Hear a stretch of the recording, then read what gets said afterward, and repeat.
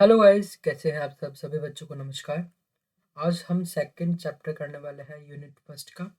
इससे पहले आपने अगर वीडियो नहीं देखी है द लिविंग वर्ल्ड की चैप्टर फर्स्ट की मैं बात कर रहा हूँ, तो अगर आप मेरे चैनल पर नए हैं तो प्लीज़ उस वीडियो को देख कर आइएगा।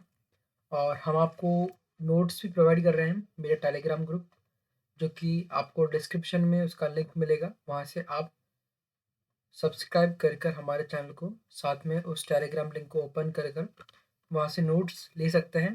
करना बस आपको कुछ नहीं है, मेरी वीडियोस देखनी है और नोट्स को पढ़ना है। डेफ़िनेटली आपकी एनसीईआरटी की पूरी जो नोट्स हैं वो आपको मिल जाएँगे। अगर आप, वैसे तो देखो मैं कहता हूँ, अगर आप एनसीईआरटी एक बार रीड करते हो तो अच्छी बात है, और आप नहीं भी रीड कर रहे हो तो मेरे नोट्स सफिशिएंट हैं। ये किनके लिए फ़ायदेमंद है? जो भी बच्चे बोर्ड्स के एग्ज़ाम्स की प्रिपरेशन कर रहे हैं और जिनकी बायोलॉजी ख़राब है और नीट की एग्ज़ाम है उनकी, तो उनके लिए, सभी के लिए बेनिफिशियल रहेगी। सबसे पहले बात करते हैं हम बायोलॉजिकल क्लासिफिकेशन। ये है क्या सर? तो आपको याद होगा हमने कल पढ़ा था कि बायोलॉजिकल क्लासिफिकेशन का जब भी नाम आएगा तो एक नाम ज़रूर आपको याद आएगा, बायोनॉमिकल बायोनॉमि बायोनॉमिन नॉमेनक्लेचर। किसने दिया था? बायोनॉमिकल नॉमेनक्लेचर किसने दिया था? कार्लस लीनियस ने दिया था। वहाँ से हमें समझ में आया था स्पीसीज और एक जीनस होते हैं, है ना? पर वो और इसमें अंतर क्या है? वो जो हम नॉमेनक्लेचर कर रहे थे, वो क्लासिफाई कर रहे थे हम ऑर्गेनिजम्स को,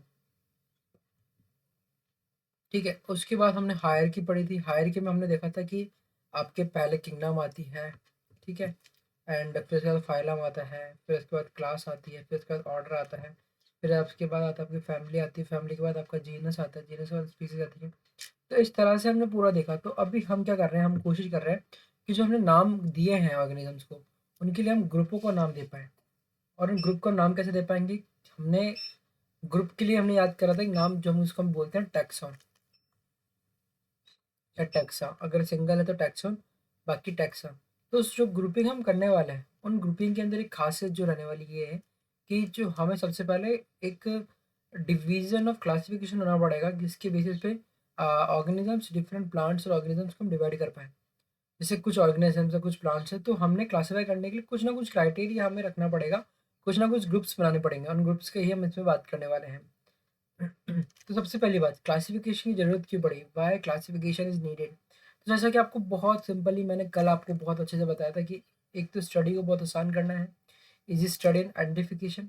सेकंड है अंडरस्टैंडिंग सिमिलैरिटी एंड डिसिमिलैरिटी। सबसे इंपॉर्टेंट जो चीज़ है ना इसमें, यही चीज़ है कि स्टडी को आसान कर रहे हो और सिमिलैरिटी डिसिमिलैरिटी को आप समझ पा रहे हो। एंड तीसरा है इवोल्यूशनरी। कौन सा? Phylogenetic relationship. कहाँ से? मतलब मैंने आपको कल क्या बता दी कि हम होमो सैपियंस हैं, ह्यूमंस हैं, वो कहाँ से निकले हैं? वो कहीं न कहीं एंड से बंदर से जुड़े, मंकी जीन्स हम में पाए जाते हैं। तो मंकी और हम एक ना एक एंड पे, कहीं न कहीं पे सिमिलर होंगे। बट इवोल्यूशन से हुआ क्या? इवोल्यूशन से मंकी मंकी बन गए, उनमें और इवोल्यूशन होता गया, और कुछ मंकी जो थे जिनमें इवोल्यूशन और अच्छा हुआ, तो ह्यूमन बन गए वो। तो ये हो क्या रहा है? एक हमने समझने की कोशिश करी वहाँ पे एक फाइलोजेनेटिक रिलेशनशिप को। तो इसीलिए क्लासिफिकेशन क्या हेल्प करता है कि आपको समझा पाता है कि किस तरह से फाइलोजेनेटिकली क्लासिफिकेशन हुआ है, सॉरी फाइलोजेनेटिकली इनमें इवोल्यूशन हुआ है, वो बात करता है। ठीक है, तो हम आगे चलते हैं। History of classification.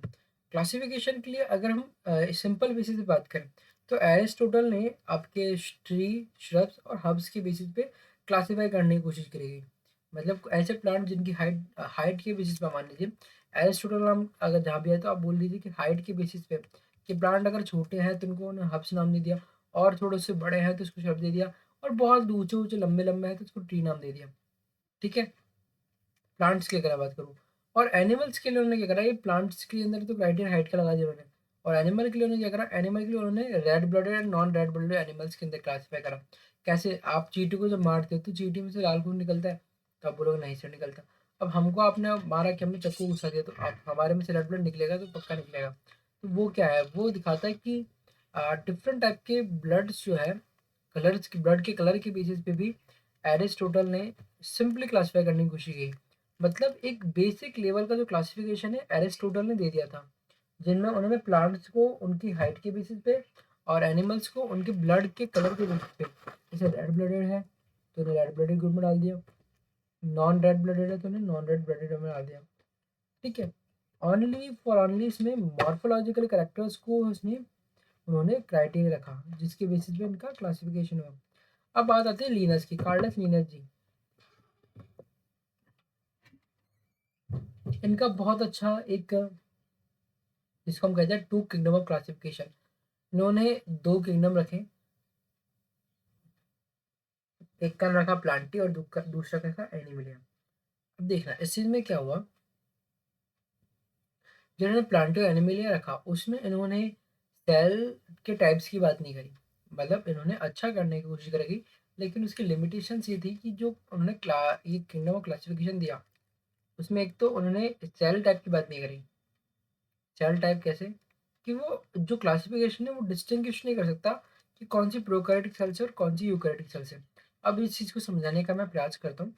मान लीजिए मोनेरा के मेंबर्स हैं, ठीक है, मोनेरा के मेंबर्स जो है वो कैसे होते हैं, वो होते हैं आप बोलोगे प्रोकैरियोटिक होते हैं और बैक्टीरियल सेल होती है।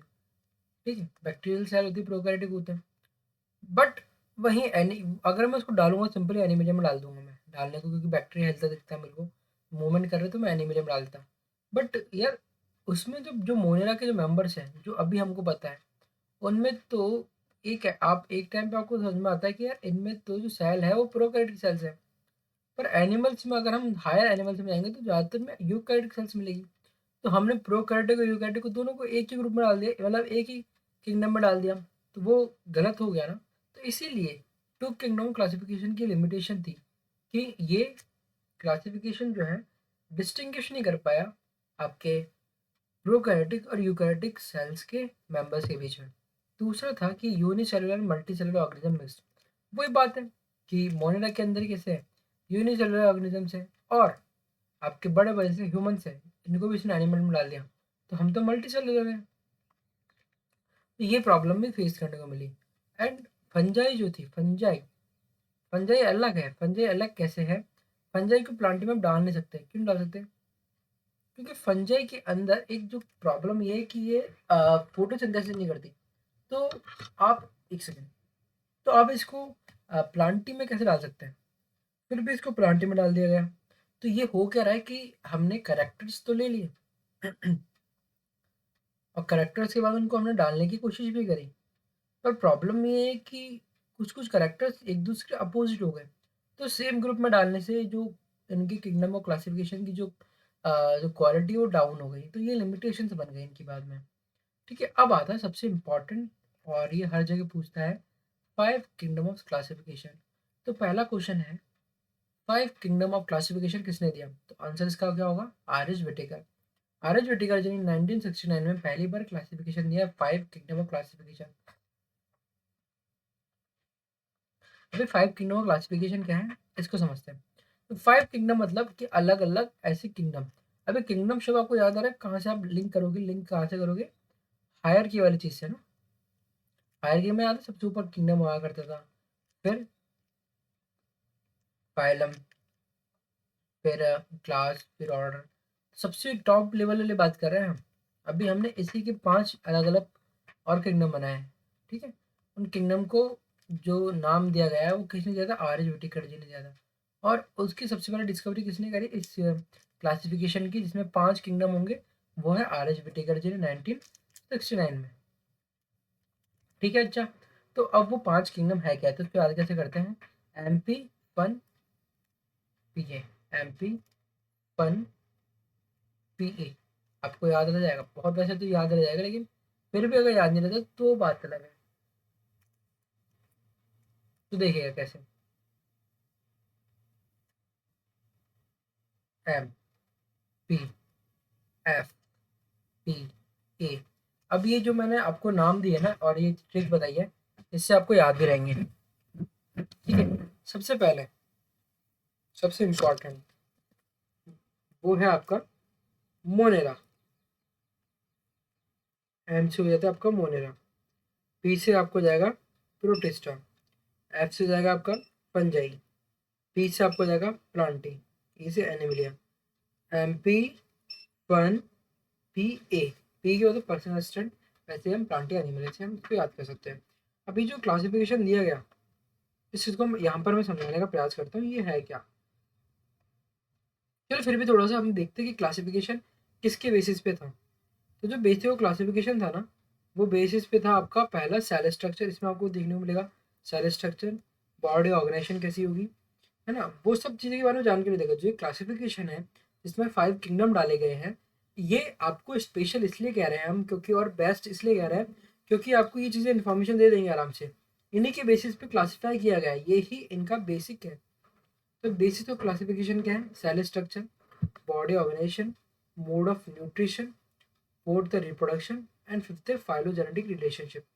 अभी सेल स्ट्रक्चर क्या है, ये सेल किससे बनी हुई है, प्रोकैरियोटिक है या यूकैरियोटिक है, इस पर बात करेंगे। बॉडी ऑर्गेनाइजेशन, 3 तरह की बॉडी ऑर्गेनाइजेशन होती है, सेलुलर होती है, एक होती है टिश्यू लेवल, और लास्ट होती है आपकी ऑर्गन लेवल। ठीक है। मोड ऑफ न्यूट्रिशन आपका ऑटोट्रॉपिक है, यूट्रोट्रॉपिक है, सेप्रोफाइटिक है, ये सब चीज़ें। रिप्रोडक्शन, वेजिटेटिव पाया जाएगा, असेक्सुअल पाया जाएगा, या फिर सेक्सुअल पाया जाएगा। ठीक है, इसमें आपका बडिंग बडिंग सब आ जाएगा। ठीक है ना। एंड फाइलोजेनिक रिलेशनशिप में किससे लिंक करते हैं वो जो मेंबर्स हैं वो किस तरह से लिंक कर रहे हैं, किस तरह का उनका फाइलोजेनेटिक इवोल्यूशन का बेसिस है, वो सब चीज़ें इसमें समझ आ जाएगी। अब हम आगे चलते हैं। Second feature of 5 kingdom of classification. सबसे पहले इस टेबल को हम देखेंगे। ये टेबल इंपॉर्टेंट इसलिए हो जाती है क्योंकि इस टेबल में आपको इसका सार मिल जाएगा, सारा का सारा। और अगर आपको ये टेबल याद है तो आप आंसर्स करने में जल्दी कर पाएंगे और बाकी लोगों से भी ज़्यादा आपको इन्फॉर्मेशन होगी। इसलिए हमें टेबल्स सीखना बहुत ज़रूरी होती है। देखो 5 किंगडम ऑफ क्लासिफिकेशन कौन कौन से हैं, Monera, protista, fungi, Plantae and Animalia. अब आती है सेल टाइप। मैंने सेल टाइप में क्या बात करी कि ऐसी किस तरह की सेल्स पाई जाती हैं। अब मैं थोड़ा सा यहाँ पर एक चीज़ जो मैं आपको डाउट क्लियर कर देता हूँ कि मैं थोड़ा सा यहाँ पर आपको समझाने का प्रयास भी कर देता हूँ कि प्रोकैरियोटिक सेल क्या होती है और यूकैरियोटिक सेल क्या होती है। मैं बहुत एक सिंपल सा डायग्राम बना रहा हूँ। प्रोकैरियोटिक सेल में एक सेल है और ऐसा। तो हो क्या रहा है, प्रोकैरियोटिक सेल्स के अंदर न्यूक्लियस प्रेजेंट नहीं होता। इसमें यूकैरियोटिक सेल्स में न्यूक्लियस प्रेजेंट होता है। अब जेनेटिक मटेरियल जो है वो कहाँ प्रेजेंट होता है, न्यूक्लियस में। अब जब यहाँ पर प्रोकैरियोटिक सेल्स में न्यूक्लियस है नहीं तो जेनेटिक मटेरियल कहाँ प्रेजेंट होगा, इन साइटोप्लाज्म। और यहाँ पे जो है यूकैरियोटिक सेल्स में ये जेनेटिक मटेरियल कहाँ प्रेजेंट होगा, न्यूक्लियस में ही होगा। क्यों, क्योंकि यहाँ तो न्यूक्लियस प्रेजेंट है। ठीक है, न्यूक्लियर मेम्ब्रेन नहीं होगी, यहाँ पे होगी। ठीक है। अब इम्पॉर्टेंट, सबसे इम्पॉर्टेंट बात ये कि प्रोकैरियोटिक सेल से ही यूकैरियोटिक सेल्स बनी है। ठीक है। और प्रोकैरियोटिक सेल्स सबसे ज़्यादा कहाँ मिलती है, अब बैक्टीरिया वगैरह में आपको देखने को मिल जाएगी, बैक्टीरियल सेल। ठीक है बात। तो यहाँ से आपको मैं समझाया कि प्रोकैरियोटिक सेल और यूकैरियोटिक सेल्स के अंदर डिफरेंस क्या है। तो मोस्टली जो आपके मोनेरा है, मोनेरा के मेंबर्स ही आपके प्रोकैरियोटिक सेल्स जिन्हें मिलते हैं। परंतु जो बाकी के प्रोटिस्टा, फंजाई, प्लांटी, एनिमिलिया, इनमें किस तरह की सेल मिलेगी, इनमें मिलेगी यूकैरियोटिक सेल्स। तो यहाँ पर केवल और केवल मोनेरा ऐसा है किंगडम है जिसके अंदर सेल टाइप में आपको प्रोकैरियोटिक सेल्स मिलेगी। सेल वॉल, जो अब मैं यहाँ पर मोनेरा के अंदर आपके कौन से मेंबर आते हैं, बैक्टीरियाज वगैरह आते हैं। तो उसकी जो सेल वॉल होगी वो बनी हुई किससे होगी, नॉन सेलुलोजिक होती है, मतलब पॉलीसैकेराइड अमीनो एसिड से बनी होती है, पॉलीसैकेराइड से बनी होती है। वहीं प्रोटिस्टा के अंदर कहीं कहीं सेल वॉल प्रेजेंट होती है और कहीं कहीं नहीं होती है। फंजाई में काइटिन से बनी होती है, बहुत इंपॉर्टेंट चीज़ है कि फंजाई में काइटिन से बनी होती है सेल वॉल, और प्लांटी में ये बनी होती है सेल्यूलोज से बनी हुई होती है, और एनिमल्स में सेल वॉल एब्सेंट होती है। बट याद रखिएगा सेल मेम्ब्रेन प्रेजेंट होती है लेकिन सेल वॉल जो है एब्सेंट होती है एनिमल्स में। अब आता है ये न्यूक्लियर मेम्ब्रेन। न्यूक्लियर मेम्ब्रेन क्या होती है, न्यूक्लियस के चारों तरफ के जो मेम्ब्रेन है उसको बोलते हैं न्यूक्लियर मेम्ब्रेन। तो जब न्यूक्लियस है ही नहीं तो यहाँ पर तो एब्सेंट होगी, बाकी सारे यूकैरियोटिक सेल्स है तो सब में प्रेजेंट होगी। बहुत सिंपल क्लियर हुआ ना। यही आपको, अगर आपके बेसिक्स क्लियर है तो आपको चीज़ समझ में आना स्टार्ट हो जाएगी। अब बात आती है बॉडी ऑर्गेनाइजेशन की। बॉडी ऑर्गेनाइजेशन में मैंने आपको क्या बताया, 3 तरह की ऑर्गेनाइजेशन होती है, cellular level, tissue level and third organ level. अभी है क्या सर, इसको समझाता हूँ मैं। अगर पूरी बॉडी एक सिंगल सेल से बनी हुई है तो उसको हम बोलेंगे सेलुलर लेवल ऑर्गेनाइजेशन।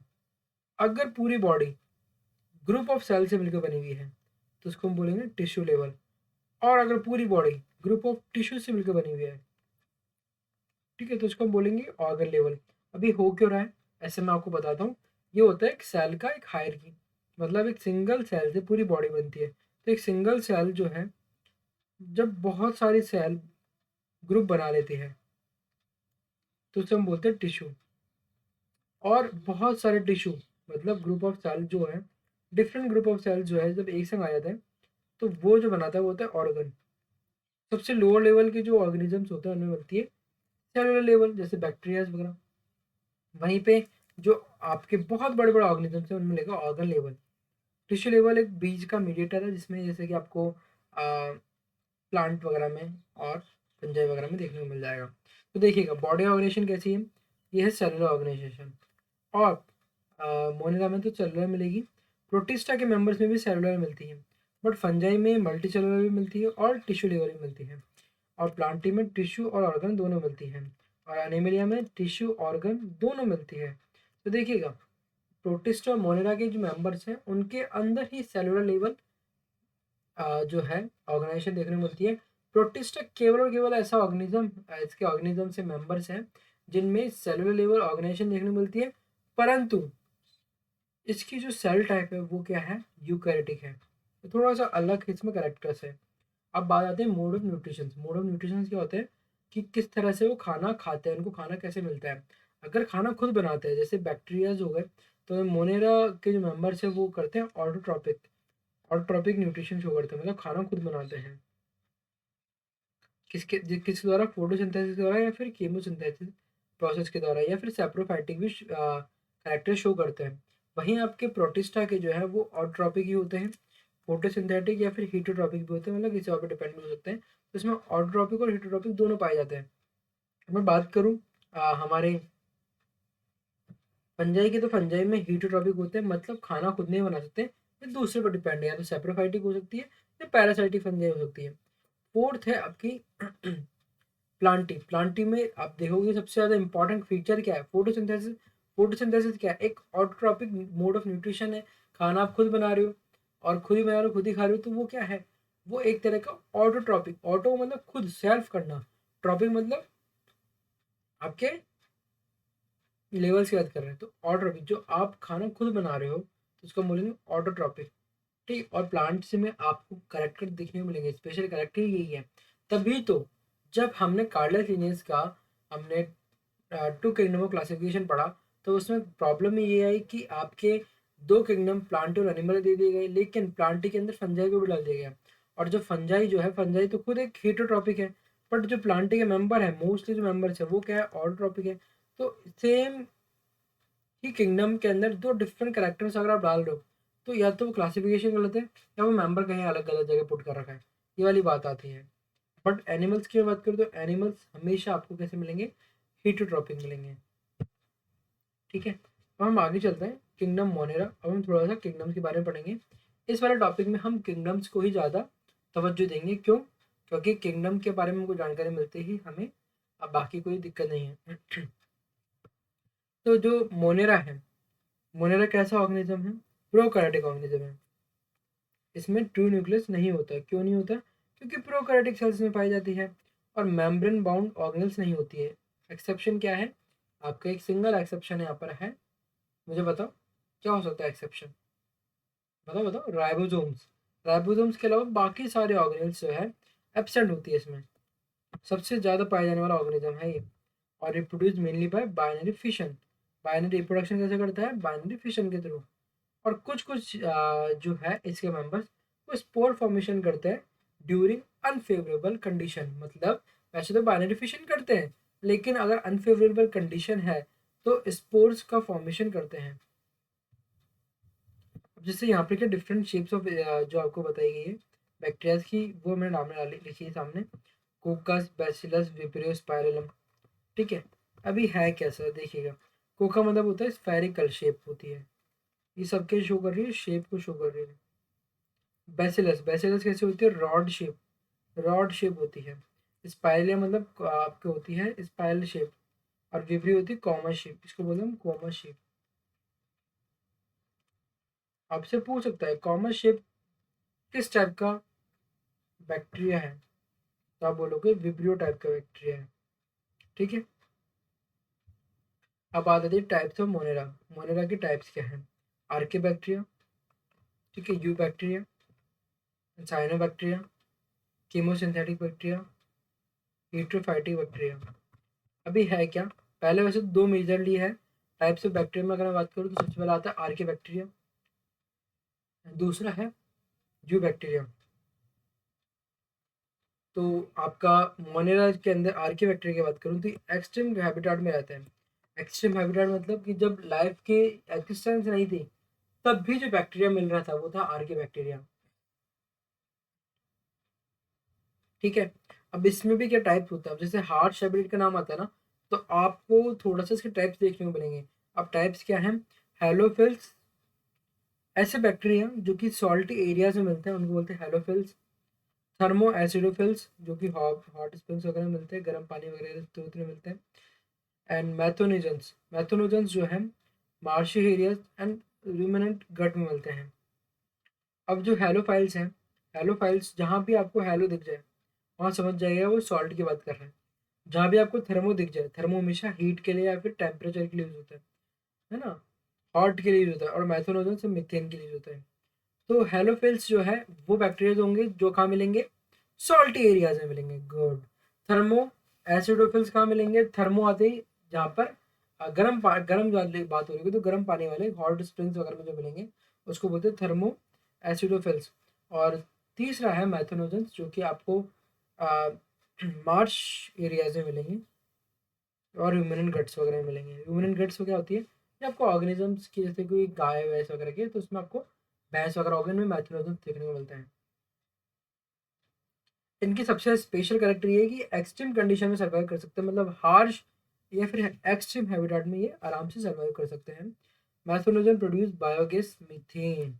ठीक है, ये बात आपको ध्यान रख लीजिएगा, मैथोनोजन जो होते हैं ये बायोगैस में हेल्प करते हैं मीथेन की फॉर्मेशन में। तो जैसे कि गोबर से हम क्या बनाते हैं, मीथेन गैस बनाते हैं ना, बायोगैस क्यों बना पा रहे हैं, क्योंकि उसमें मिथेनोजेंस बैक्टीरिया है, मिथेनोजेंस बैक्टीरिया होने के कारण क्या बन पा रही है, मीथेन बन पा रही है।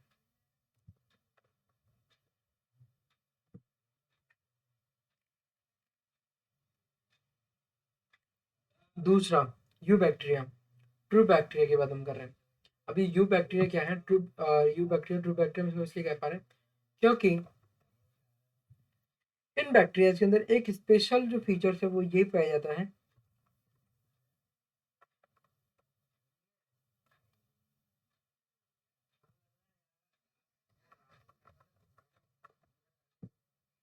इन्हें ट्रू बैक्टीरिया कहा जाता है।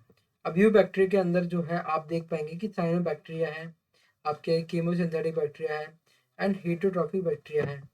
ठीक है, अब इसके अंदर हम इसको मोनेरा वाले को, और जो ये यू बैक्टीरिया जो है हमने एरके बैक्टीरिया यू बैक्टीरिया, तो यू बैक्टीरिया ट्रू बैक्टीरिया इसलिए कह रहा है क्योंकि इसमें सेल वॉल प्रेजेंट होती है। इनके पास सेल वॉल होती है, और सेल वॉल कैसे बनी होती है, सेल वॉल कैसे बनी होती है, पॉलीपेप्टाइड से, है ना, प्लस अमीनो एसिड से बनी होती है। ठीक है, तो हेट्रोसिस्ट ये क्या चीज़ है इसको हम समझेंगे, पहले हम समझते हैं साइनोबैक्टीरिया का टाइप ही है ये। साइनोबैक्टीरिया वो बैक्टीरिया होते हैं जिनको हम कहते हैं ब्लू ग्रीन एल्गी। ये क्या हेल्प करते हैं, ये आपके नाइट्रोजन फिक्सेशन में हेल्प करते हैं। ठीक है, क्लोरोफिल ए से प्रेजेंट होता है, फोटोसिंथेटिक ऑटोट्रॉपस होते हैं, इसका एग्जांपल नॉस्टॉक एंड अवेनम। ये जो आपको नॉस्टॉक का एग्जांपल दिख रहा है, नॉस्टॉक में हीट्रोसिस्ट आपको देखने को मिलेगा। हीट्रोसिस्ट का रोल ही क्या है, नाइट्रोजन फिक्सेशन का है। आपसे बहुत अच्छे से पूछ सकता है व्हाट इज हीट्रोसिस्ट।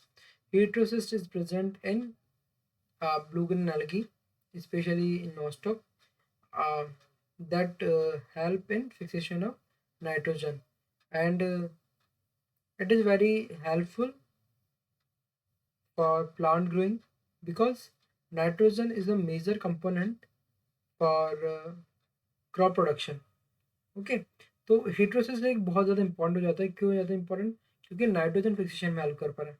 तो जो मैंने नॉस्टो को यहाँ पर एक डायग्राम लगाया है, ये डायग्राम भी इसलिए लगाया है कि आपको हीट्रोसिस्ट याद रहे। अब इनकी जो शीट होती है ना, वो होती है म्यूसिलेजिनस शीट। ठीक है, ऊपर की जो कवरिंग है वो कैसी होती है? म्यूसिलेजिनस शीट होती है। अब आता है कीमोसिंथेटिक बैक्टीरिया। कीमोसिंथेटिक बैक्टीरिया होते हैं, ये ऑक्सीडाइज इनऑर्गेनिक सब्सटेंसेज, मतलब ये ऑक्सीडाइज करने का काम करते हैं जो inorganic substances like ammonia, nitrates. ठीक है, इन दोनों तरह के जो आपको मैं दिखा रहा हूँ इनऑर्गेनिक सब्सटेंसेज है, इनका ऑक्सीडेशन में हेल्प करते हैं। ये न्यूट्रिएंट रिसाइकलिंग में हेल्प करते हैं। ठीक है, हीटरोट्रॉपिक बैक्टीरिया। हीटरोट्रॉपिक मतलब जो किसी और पे डिपेंड है, जिसको हम कहते हैं डिकम्पोजर्स। ये होते हैं डिकम्पोजर्स, मतलब ये खुद का खाना खुद नहीं बनाते हैं। ये क्या करते हैं, जो डेड डिके जो होती है ना चीज़ें, उनको खाने का काम करते हैं, है ना। और करते क्या है, ये कॉम्प्लेक्स चीज़ को सिंपल बनाने का काम करते हैं। मतलब खुद का खाना खुद नहीं बनाते, किसी और चीज़ पे डिपेंड करते हैं, इसलिए बोलते हैं हीटरोट्रॉपिक बैक्टीरिया। ये क्या करते हैं, कर्ड मेकिंग में हेल्प करते हैं, एंटीबायोटिक प्रोडक्शन में हेल्प करते हैं, नाइट्रोजन फिक्सेशन में हेल्प करते हैं। इसके कुछ हार्मफुल बैक्टीरियाज भी हैं जो कि डिजीज भी क्रिएट करते हैं, जैसे टाइफाइड हो गया, क्लोरे हो गया, टिटनेस हो गया। बहुत अच्छे से आपसे क्वेश्चन पूछ लेता है कि टिटनेस क्या है। टिटनेस बैक्टीरियल डिजीज है या वायरल डिजीज है? तो आपको याद रखना है टिटनेस एक बैक्टीरियल डिजीज है। टिटनेस कब लगाया जाता है? जब आपके लोहे की किसी चीज़ की लग जाती है। कारण क्या है कि वो बैक्टीरिया आपकी बॉडी में इंजेक्ट ना हो।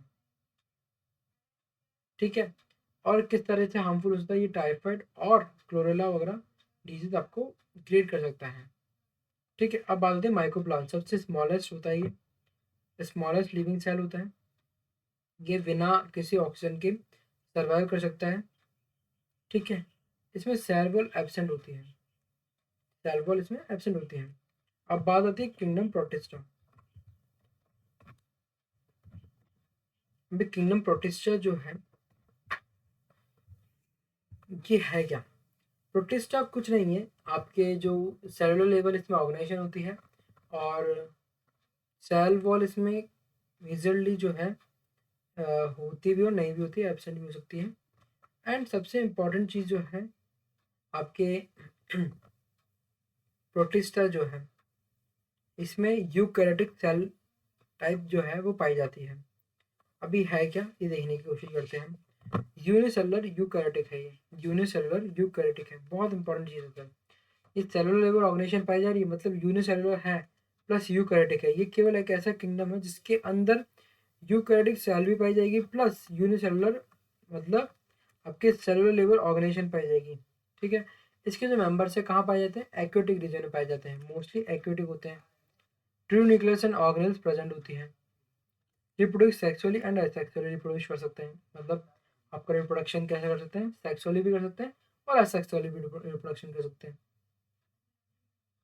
ठीक है, और ये क्या होता है? ये एक तरह का लिंक होते हैं between plants, animal and fungi. ठीक है, अब बात आती है group of protista. Group of protista के अंदर आपको देखने को मिलेंगे डिफरेंट ग्रुप्स, इनकी हम बात करते हैं। पहला आता है क्राइसोफाइट्स। एक सेकंड रुकिएगा, है ना, एक second.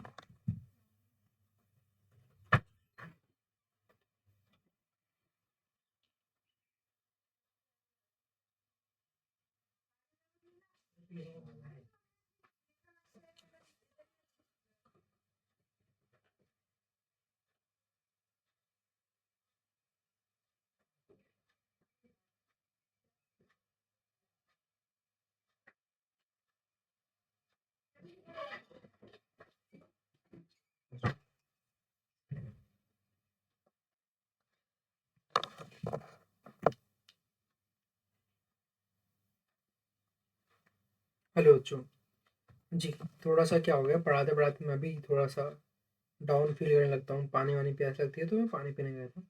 Ji, groups of protista ये क्या है? हमने बात करी थी अभी कि प्रोटिस्टा के डिफरेंट ग्रुप्स होते हैं, जिसमें क्राइसोफाइट्स हो सकता है, आपके डायनोफ्लैजेलेट्स हो सकते हैं, आपके यूग्रेनाइट्स हो सकते हैं, आपके स्लाइम मोल्ड्स हो सकते हैं, आपके प्रोटोजोअन्स हो सकते हैं। बट इनको हमें समझना ज़रूरी है क्योंकि यहाँ से क्वेश्चन पूछेगा। तो एक चीज़ है क्या, आपको डायग्राम्स में भी दिखाऊंगा, यहाँ पे डायग्राम भी है, मैं सीट थोड़ी सी ग्रहण कर लूँ। यहाँ पर है डायनोफ्लैजेलेट्स की भी है स्ट्रक्चर, देखो डायनोफ्लैजेलेट ऐसा दिखता है, ठीक है। इसमें यूग्लिना भी है, और आपके स्लाइम मोल्ड भी है, और पैरामीशियम भी है। डायग्राम्स मैंने एनसीईआरटी के डाले हैं, कारण क्या है, अगर एनसीईआरटी के डायग्राम्स आपके नीट के पेपर में आ जाते और आपसे पूछा जाए, मान लीजिए मैंने तो ये चारों लिखी हुई भी हैं, क्योंकि यहाँ पे मैंने ये चारों को मैंने लिखा भी है कि यार ये आपको लिखा रहना चाहिए, इससे क्या होता है आपको नॉलेज आती है कि हाँ क्या था, ठीक है। बट अगर नहीं लिखा हुआ हो तो आपसे सीधे पूछे ये किसका डायग्राम है, तो आप पता कर पाओगे, क्योंकि आपने तो मेरे नोट्स पढ़े हैं। अब मेरे नोट्स आपने पढ़े हैं तो क्वेश्चन तो कहीं से पूछ सकता है ना वो, तो आप बोलोगे ये सारे डायनोफ्लैजेलेट्स है, ठीक है। मैंने बोला ये क्या है, आप बोलोगे यूग्लिना है सर। मैंने ओके, मैंने बोला ये क्या दिख रहा है आपको, आप बोलोगे स्लाइम मोल्ड है सर ये। कैसे पता आपको, मैंने क्योंकि मैंने आपको डायग्राम दिखाया है, आपको मैंने बोला ये क्या है सर, तो आपने बोला पैरामीशियम है सर। तो हो क्या रहा है, बस ये है कि हमने डायग्राम्स को ऐड करा है, कंटेंट हमारा है लेकिन एनसीईआरटी को ही बेस रखा है। एनसीईआरटी की एक भी लाइन को हमने ऐसा काटने का प्रयास नहीं करा है, और एनसीईआरटी के डायग्राम्स को बहुत ज़्यादा प्राथमिकता दी है। इसलिए आप मेरे चैनल को सब्सक्राइब कर सकते हो और कंटेंट आपको बहुत अच्छा मिलेगा। तो सबसे पहले हम बात करते हैं क्राइसोफाइट्स की। क्राइसोफाइट्स में क्या होता है, डायटम्स एंड गोल्डन एल्गी जो है इसमें पाई जाती है।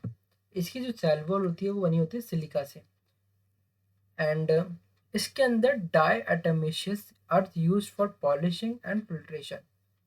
एक सेकेंड, जो ये आपके इसमें डायटम्स वगैरह जो पाए जा रहे हैं ना, और गोल्डन एल्गी वगैरह, इनका यूज डायटमेशियस जो होते हैं ना उनका यूज काय में होता है, पॉलिशिंग एंड फिल्ट्रेशन में यूज है, ठीक है। मेजर प्रोड्यूसर्स इन ओशियंस, सबसे ज़्यादा प्रोड्यूसर्स होते हैं कहाँ पे, ओशंस में।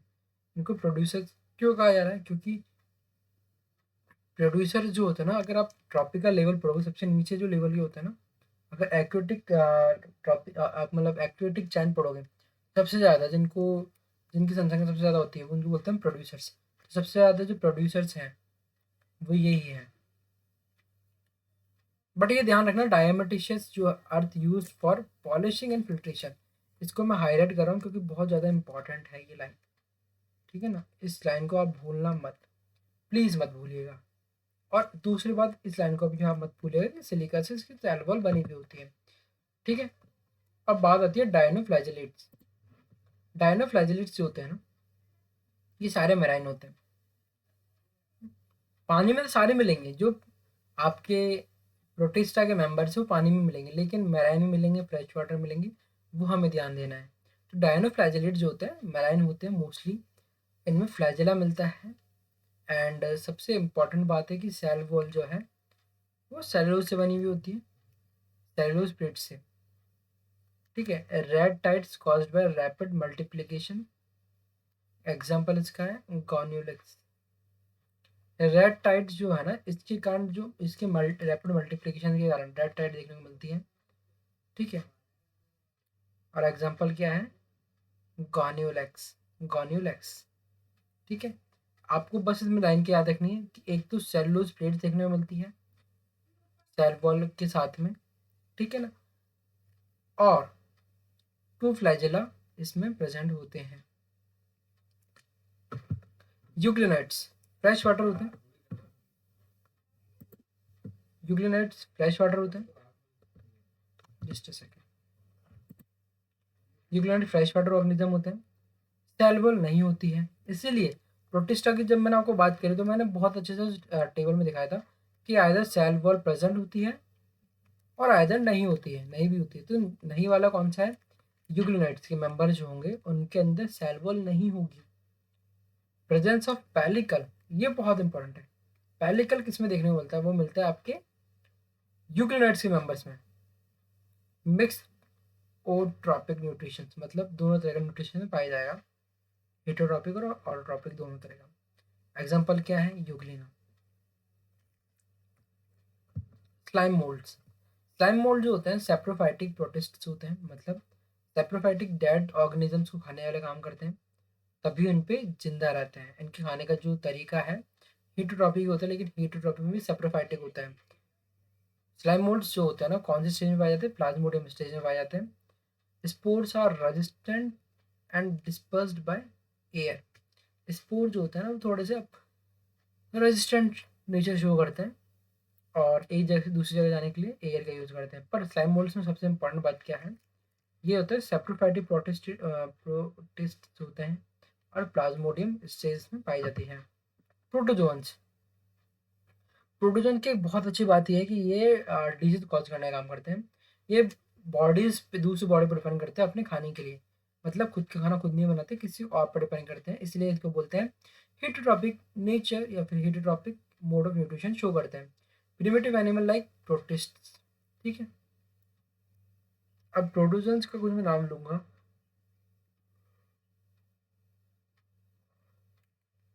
तो ट्राइपेनोसोमा, ये एक डिजीज शो करता है जिसको हम बोलते हैं स्लीपिंग सिकनेस, ऐसा कुछ बोलते हैं ना, वो ये क्रिएट करता है। अमीबॉइड वगैरह प्रोटोजोन्स हैं जो कि अमीबा, एंटामीबा वगैरह भी हो गए। सीलिटेड पैरामीशियम हो गया, सीलिया पैरामीशियम वगैरह में पाया जाता है। एंड स्पोरोजोन्स जो होते हैं प्लाज्मोडियम वगैरह में पाया जाता है। यहाँ पर आप एक बात नोटिस करी होगी आपने कि प्रोटिस्टा के मेंबर्स में फ्लैजिला और सीलिया दोनों मिल सकते हैं। जैसे यूग्लिनाइट के अंदर हमने बात करी डायनोफ्लैजिलेट्स वगैरह, तो इन सब में आपको कहीं ना कहीं पे आपको फ्लैजिला वगैरह देखने को मिल जाएगा। तो डायनोफ्लैजिला में देखो कि आपको दिख रहा है ना, दो से अलग अलग तरह के फ्लैजिला देखने को मिलते हैं, डबल फ्लैजिला। तो अगर मैं इसको क्लासिफाई करने की कोशिश करूँ एक बार और, तो सिंपल सा प्रोटिस्टा के अंदर सेल वॉल जो है प्रेजेंट हो भी सकती है और नहीं भी हो सकती, बट सेलुलर लेवल ऑर्गेनाइजेशन होती है इसमें। यूनिसेलुलर ऑर्गेनाइजेशन होते हैं, यूकैरियोटिक सेल्स में पाई जाती है और ज़्यादातर ही पानी में एक्वेटिक रीजन में पाया जाता है। क्राइसोफाइट्स में मिलते हैं diatom and golden algae. Diatoms को फिल्टरिंग के लिए काम आता है और पॉलिशिंग के लिए काम आता है। डायनोफ्लैजिलेट्स में हमको काम क्या दिखता है कि ये रेड टाइड्स को कॉज करने में हेल्प करता है, मतलब रेड टाइड अगर हो रही है तो डायनोफ्लैजिलेट्स के कारण हो रही है। और इनमें टू फ्लैजिलेट देखने को मिलता है, जिसमें सेलुलोज प्लेट्स में भी देखने को मिलती है। यूनिट में सेलवोल नहीं होती है, नहीं होती है, नहीं होती है। इसमें पैलिकल प्रेजेंस होते हैं, एग्जाम्पल है यूग्लिना। स्लाइम मोल्ड्स है सेप्रोफाइटिक नेचर की शो करते हैं और प्लाज्मोडियम स्टेज में होती है।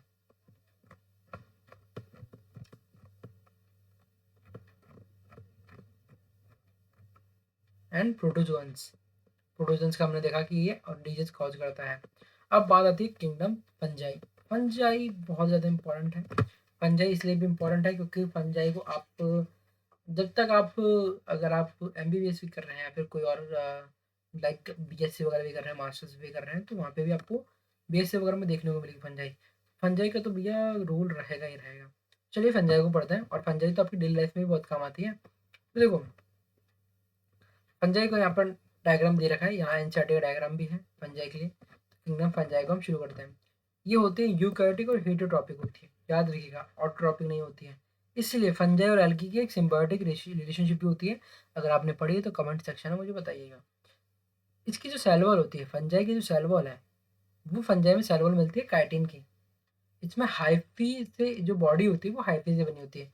और हाइफी हाइफी क्या होती है, थ्रेड लाइक स्ट्रक्चर होती है।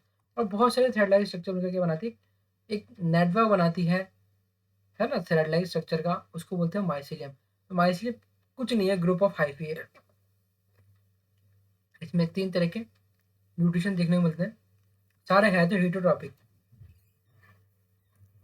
हीटोट्रॉपिक क्यों है, क्योंकि इसमें सेप्रोफाइटिक मतलब डेड डिजीज वगैरह पे है डिपेंडेंसी। पैरासाइटिक किसी और के साथ में और किसी और बॉडी पर डिपेंड होकर रहना, उसके ही न्यूट्रिशन लेना। और तीसरा सिम्बायोटिक, मैंने सिम्बायोटिक बात की ना लाइकेंस वगैरह की, अभी जस्ट आपने बताया होगा कि एल्गी और फंजाई दोनों की सिम्बायोटिक रिलेशनशिप जो होती है। और एक क्या बोलते हैं आपके प्लांट की प्लस फंजाई की, वो भी एक सिम्बायोटिक एसोसिएशन होती है।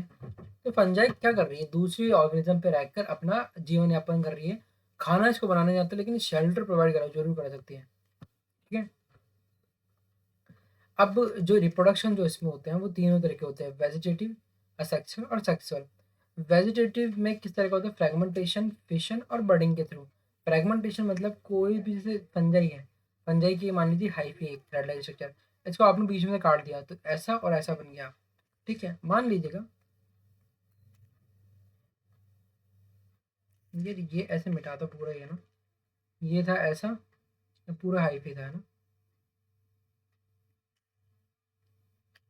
अब बीच में से आपने काट दिया, तो बाद में ये वाला पार्ट भी अपने आप में एक नया पंजाई बना देगा, और ये वाला पार्ट भी नए आपकी नई पंजाई बना देगा। तो ये क्या है, फ्रेगमेंटेशन। फिशन जो होता है ना, फिशन कुछ नहीं, टूट कर बनना है ना, उसमें तो फ्रेगमेंटेशन में तो जितने पार्ट टूटेंगे उतने में है ना। और बडिंग, बडिंग कुछ नहीं है, सेल्स का एक सेल से दो सेल से बनना। ठीक है। एसेक्सुअल क्या है, आप खुद के ही द्वारा, मतलब कोई और, मतलब एक ही पेरेंट से नए ऑफस्प्रिंग का बनना, वो होता है एसेक्सुअल रिप्रोडक्शन। तो उसके लिए क्या होता है, कॉनिडिया, स्पोरेंजियोस्पोर्स और जियोस्पोर्स की फॉर्मेशन होती है। सेक्सुअल में जो होता है ना, प्लाज्मोगेमी, कैरियोगेमी, म्यूसिस होता है। प्लाज्मोगेमी में कहते हैं प्लाज्मा, प्लाज्मा का रोल है इसमें। कैरियोगेमी न्यूक्लियस का टूटना, कैरियोगेमी न्यूक्लियस का टूटना, और म्यूसिस, म्यूसिस में थर्ड डिवीजन होना। ठीक है। Dikaryon stage seen in ascomycetes and basidiomycetes. Dikaryon stage जो होती है ना, वो आपको दो किस्में देखने को मिलती है। डाइकैरियोन, डाइकैरियोन मतलब डबल न्यूक्लियस देखने को मिल रहा है, आपने ऐसी स्टेज में देखने को मिलेगी आपको, एस्कोमाइसिटीज एंड बेसिडोमाइसिटीज में देखने को मिलती है। इंपॉर्टेंट पॉइंट है, याद रखिएगा। डाइकैरियोन जो है, डाइकैरियोन आपको एन प्लस एन के जो स्टेज है वो एस्कोमाइसिटीज और बेसिडोमाइसिटीज में देखने को मिलती है। ठीक है। क्लासेस ऑफ फंजाई, फंजाई की क्लासेस क्या है, फाइकोमाइसिटीज। फाइकोमाइसिटीज जो है, इसमें होती है असेप्टेड और सिनोसाइटिक हाइफी। ठीक है। इसके अलावा asexual spores in sporangium and, अभी देखो होता क्या है, मैं आपको बताता हूँ। असेप्टेड का मतलब क्या होता है, सेप्टेड क्या होता है। असेप्टेड का मतलब होता है कि पूरे की पूरा ऐसे सिंपल ही हाइफी है, न्यूक्लियस है, और सेप्टेड होती है ना, तो उसके अंदर बीच में डिवाइडेशन हो जाता है। ठीक है ना, ऐसे। ये हाइफी की बात कर रहा हूँ मैं यहाँ पे। ठीक है। तो फाइकोमाइसिटीज में है आपको असेप्टेड साइनोसाइटिक हाइफी मिलेगी, और सेक्सुअल रिप्रोडक्शन जो होगा उसमें स्पोरेंजियम के फॉर्मेशन के बाद में होता है। स्पोरेंजियम का फॉर्मेशन होगा तब जाकर असेक्सुअल रिप्रोडक्शन होगा। फाइकोमाइसिटीज के एग्जांपल है म्यूकर और आइजोपस। एस्कोमाइसिटीज को बोलते हैं सैक फंजाई।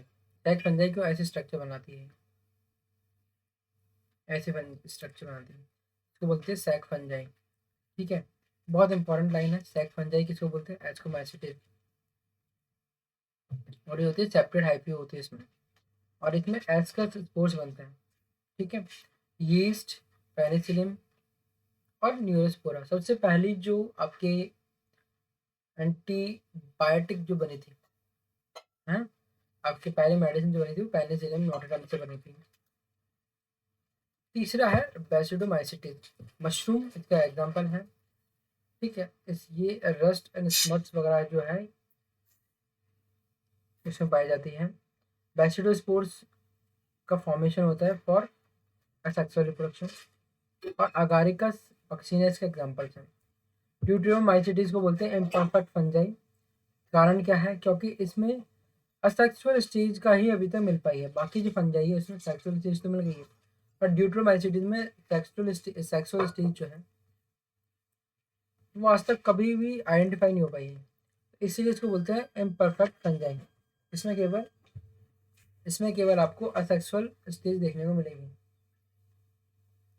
ये जो रिप्रोडक्शन है वो किसके थ्रू होता है, कॉनिडिया के थ्रू होता है।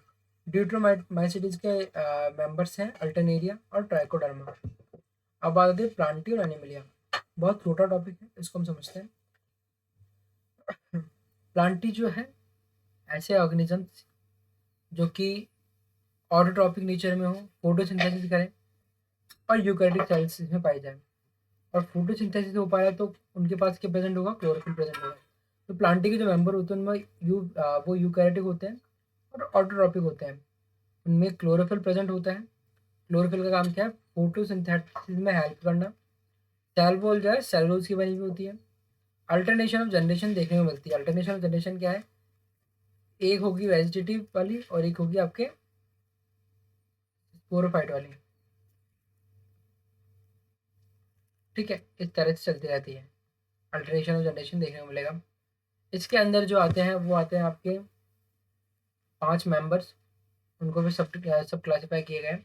Algae, bryophytes, pteridophyta, gymnosperm, angiosperm. इसमें खास बात ये है कि एल्गी से लेकर ब्रायोफाइटा और टेरिडोफाइटा, इनको हम बोलते हैं क्रिप्टोगैम। क्रिप्टोगैम्स कहा जाता है इनको। ठीक है, एल्गी, ब्रायोफाइट्स एंड टेरिडोफाइट्स को। एल्गी जो है ये ऑटोट्रॉपिक होती हैं, ब्रायोफाइट भी ऑटोट्रॉपिक होते हैं, सारे ऑटोट्रॉपिक होते हैं।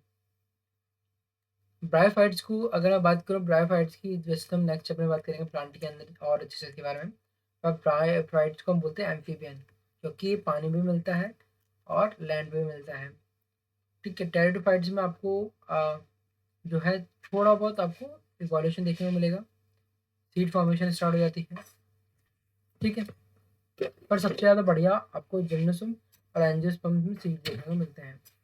अब बात आती है किंगडम एनिमलिया। किंगडम एनिमलिया जो है एनिमल्स के रिलेटेड है।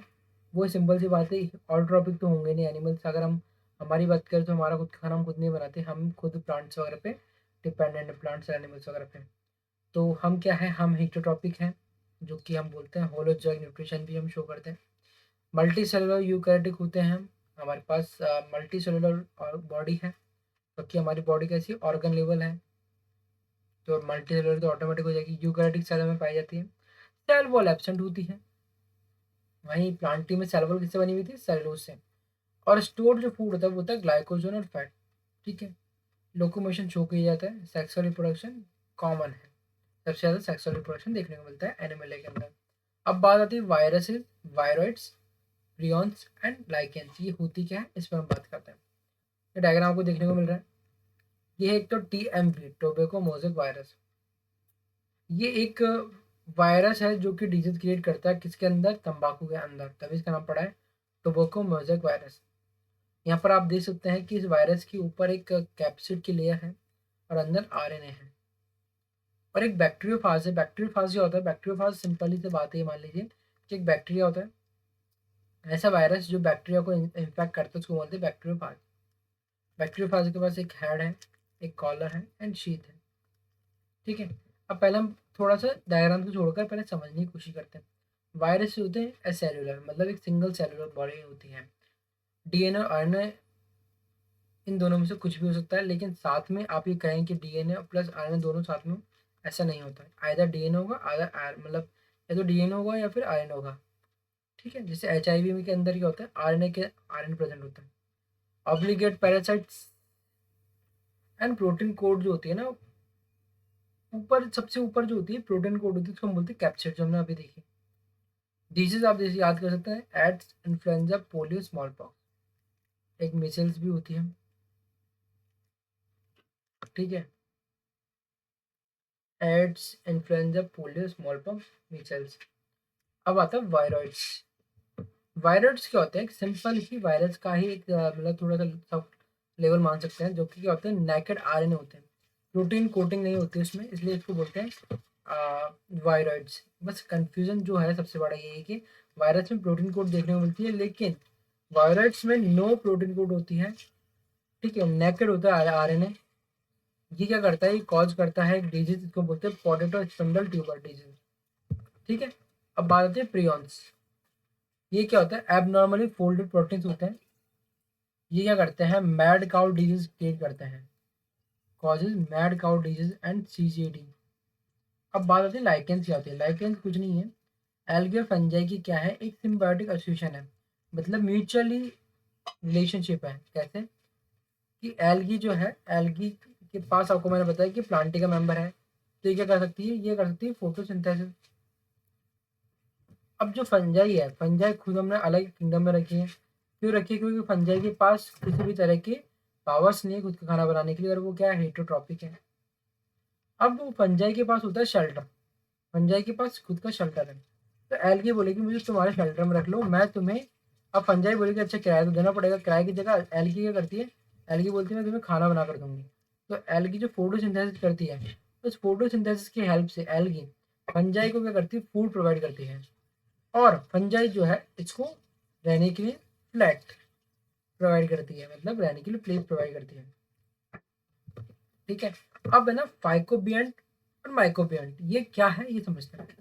फाइको फाइकोबियंट जो है फाइकोलॉजी से निकला है। तो जब आप एल्गी की स्टडी करोगे उसको बोलते हैं फाइकोलॉजी, सॉरी, एल्गी की स्टडी करोगे उसको बोलेंगे फाइकोलॉजी, एंड जब आप फंजाई की स्टडी करोगे उसको बोलोगे माइकोलॉजी। तो जो माइकोबियंट और फाइकोबियंट है, ये दोनों क्या है, पार्टनर्स हैं। तो जो एल्गी जो पार्टनर है उसको बोलेंगे हम फाइकोबियंट, क्योंकि हम फाइको जो शब्द है वो हमेशा एल्गी के लिए यूज करते हैं, और माइकोबियंट जो है हम हमेशा फंजाई के लिए यूज करते हैं। तो जो फंगल पार्टनर उसको बोलेंगे माइकोबियंट। सबसे इंपॉर्टेंट पार्ट जो लाइकेंस का यूज होता है ना, वो गुड इंडिकेटर्स के लिए यूज होता है, किसके लिए, एयर पॉल्यूशन को समझने के लिए। ठीक है, तो ये था हमारा आज का सेकंड चैप्टर। आशा करता हूँ चीज़ समझ में आई होगी आपको। लाइक शेयर एंड सब्सक्राइब, इस तरह के अब थर्ड जो हमारा चैप्टर है उसके लिए आप हमारे चैनल को सब्सक्राइब कीजिए, जिससे आपको इंस्टेंटली नोटिफिकेशन आ सके हमारी नई वीडियोस के लिए।